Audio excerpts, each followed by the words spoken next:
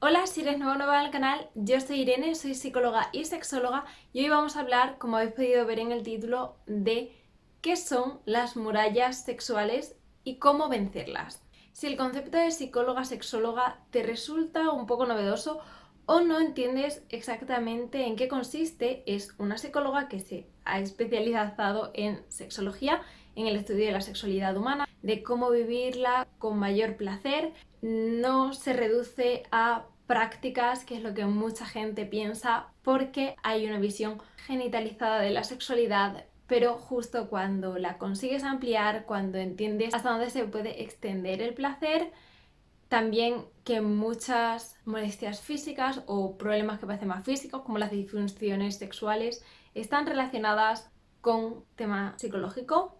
Ahí es cuando toma tantísimo poder esta disciplina. Y por eso he querido grabar este vídeo para acercar el concepto de muralla sexual y cuestionárnoslas un poquito para poder disfrutar más. Las murallas sexuales son todas esas actitudes que nos alejan de vivir nuestra sexualidad como nos gustaría. Estas murallas pueden estar en nosotros mismos, en la sociedad, y es que muchas de las que hemos interiorizado vienen de lo que hemos aprendido como bueno, malo, normal. También tiene mucha influencia en este sentido la familia, el desarrollo moral y las propias experiencias personales vividas. No se reduce a interacción física, sino lo que hemos ido aprendiendo de qué es en teoría el sexo o de qué debemos esperar o de cómo debemos comportarnos con posibles parejas que hayamos ido teniendo. Y es que nos sentimos, en la mayoría de los casos, y en especial en la sexualidad, como pensamos. Por eso es tan importante saber desgranar qué ideas que no nos hacen bien podemos seguir teniendo dentro, que están limitando nuestra sexualidad y haciendo que tengamos menor bienestar, que tengamos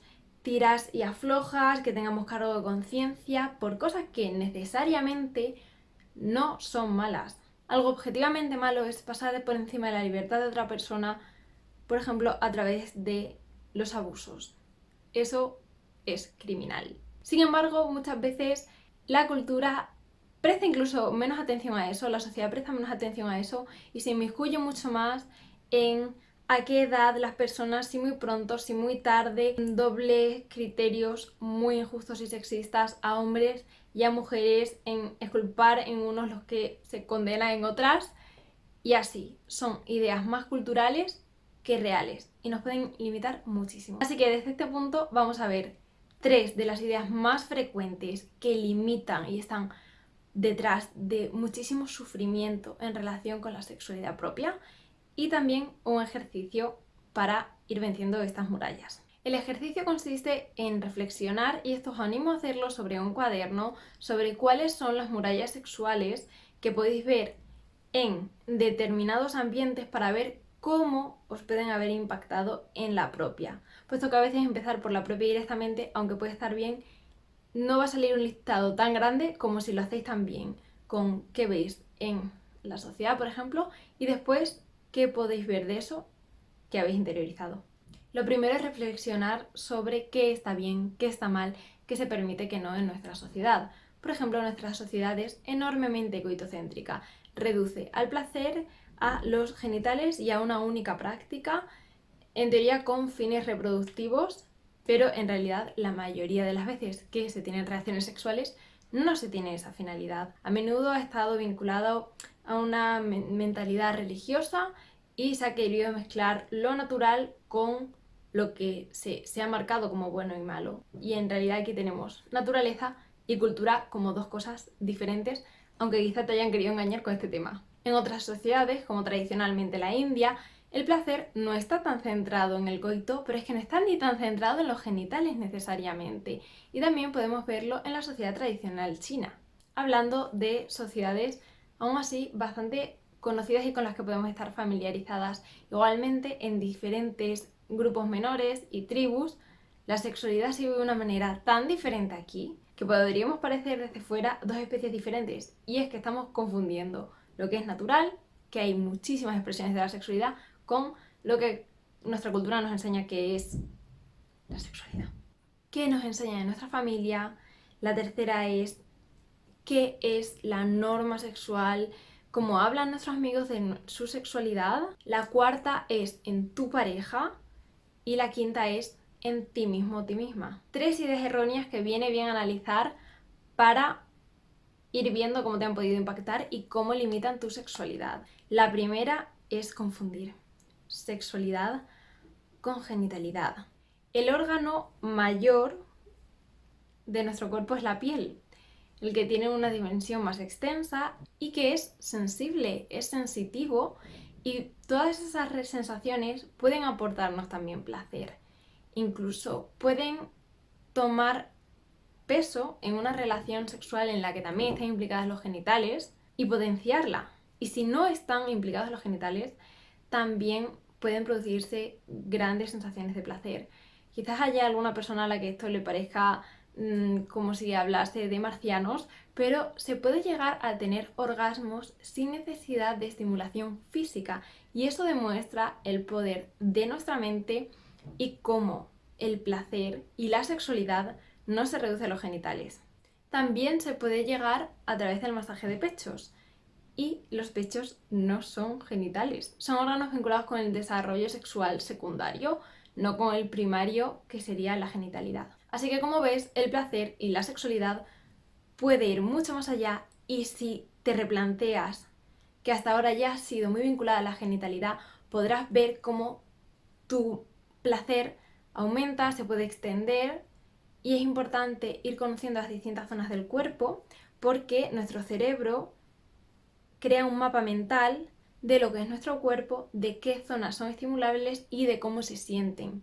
Si tú le vas dando información, vas añadiendo información a este mapa mental y podrás recurrir a él para aportarte placer. Así también habrá sensaciones que no te produzcan miedo inicial porque ya vayas conociendo. Y es importante que antes de interaccionar con otra persona, tú conozcas tu cuerpo y lo imagines y tengas ese mapa mental lo más completado posible. Y no es un mapa que tú vas pensando racionalmente, sino algo que se crea y que en tu mente va a estar sin que tú tengas que imaginarlo como si fuese un dibujo. El segundo error, que está debajo de muchísimo sufrimiento en relación con la sexualidad, es identificar la norma social de una cultura, un país concreto, en un determinado momento de la historia, es decir, algo muy limitado y muy reduccionista de lo que somos como especie. Identificar esa norma social como lo bueno o como el sexo natural. Pensar que eso es lo ideal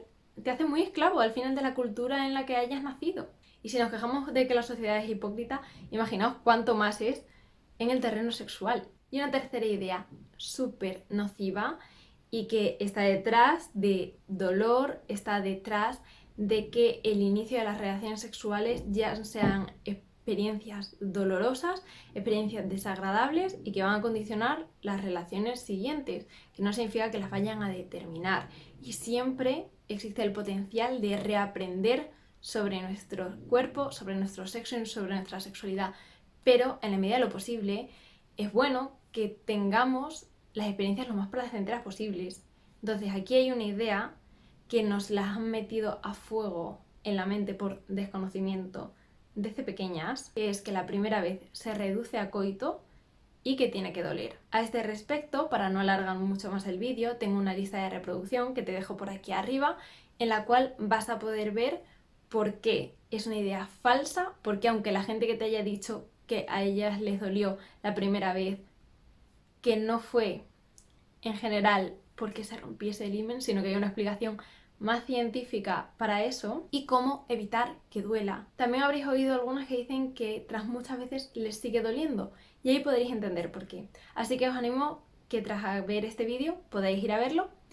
Igualmente, si este tema de las murallas sexuales te resuena y sientes que aparte de con esa información, que es muy útil tener información veraz, información de fiar y no del mito y no del miedo de lo que nos lleva a nuestra cultura, que lo que prima es la desinformación, las habladurías, por así decirlo, si aparte de informarte, que es muy positivo, crees que sería también conveniente poderlo trabajar con tu caso en particular, estaré encantada de atenderte en mi consulta online, que es como una consulta de una psicóloga, que soy, pero en vez de cara a cara de manera tradicional, pues a través de internet, que eso nos permite conectarnos desde cualquier lugar del mundo y además ahora en la situación en la que está el mundo, pues de manera más segura. Te dejo el link en la caja de descripción donde podrás ver que tengo la opción de esta consulta de 1 hora en la que conocer tu caso y también hay una opción de por chat. Todo eso puedes verlo en el link a mi página web. Os pido por favor que